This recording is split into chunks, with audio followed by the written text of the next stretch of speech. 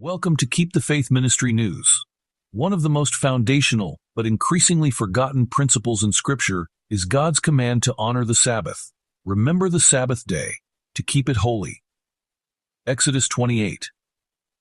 While Christians recognize that Christ fulfilled the ceremonial law, and that the church now gathers for worship on Sunday, the day of the Lord's resurrection, the moral imperative to honor a day set apart for God has never been repealed.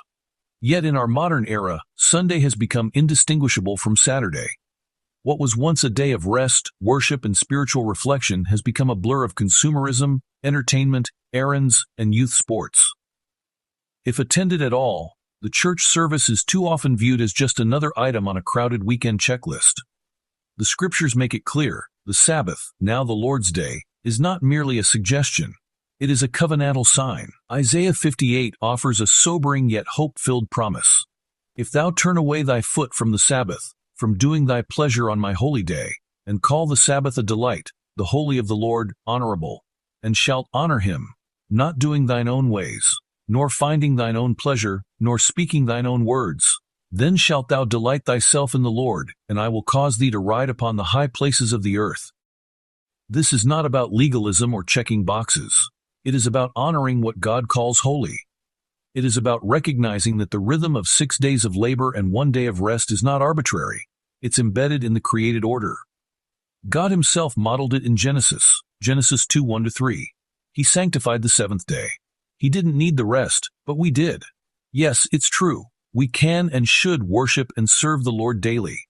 But this day is different. God sets it apart for corporate worship, spiritual renewal, and holy rest. It is a day specially designed for us to draw near to the Lord and remind us of who we are and whose we are. Jesus never abolished the need to honor God's day. He rebuked the Pharisees for making it a burden, not for keeping it. He said, "The Sabbath was made for man, not man for the Sabbath." Mark 2:27. In other words, it is a gift, a day to breathe and rest, to worship, to rejoice in God's goodness, to be with family, to do good works of kindness and grace, to realign with what truly matters in life. If we don't intentionally make time for this pattern, especially at the start of the week, we will not likely return to it later. Without the anchor of the Lord's Day, our hearts drift, and the week is lost before it's even begun. When we neglect this gift, the consequences ripple. Families no longer center themselves around worship. Children grow up without a framework of spiritual rest and reverence. And yes, even our nation unravels. To forget the Lord's Day is to forget the Lord of the day. This may seem inconsequential to some, hardly important to the bigger picture. However, the Lord's Day isn't a relic. It's like a spiritual switch. Think of it like the tracks of a train.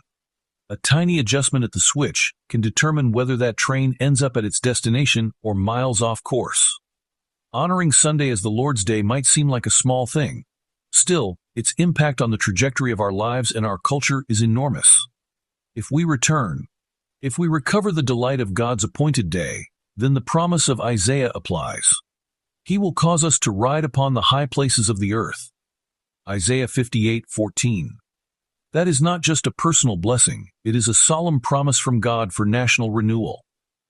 Our American forefathers understood this well, grounding public virtue in private piety and the sacred cadences of the Christian Sabbath. Quote, "Heretofore, those who presented the truths of the third angel's message have often been regarded as mere alarmists. Their predictions that religious intolerance would gain control in the United States, that church and state would unite to persecute those who keep the commandments of God, have been pronounced groundless and absurd. It has been confidently declared that this land could never become other than what it has been, the defender of religious freedom. But as the question of enforcing Sunday observance is widely agitated, the event so long doubted and disbelieved is seen to be approaching, and the third message will produce an effect which it could not have had before." Great Controversy, page 6005. This is Keep the Faith Ministry News. Thank you for watching.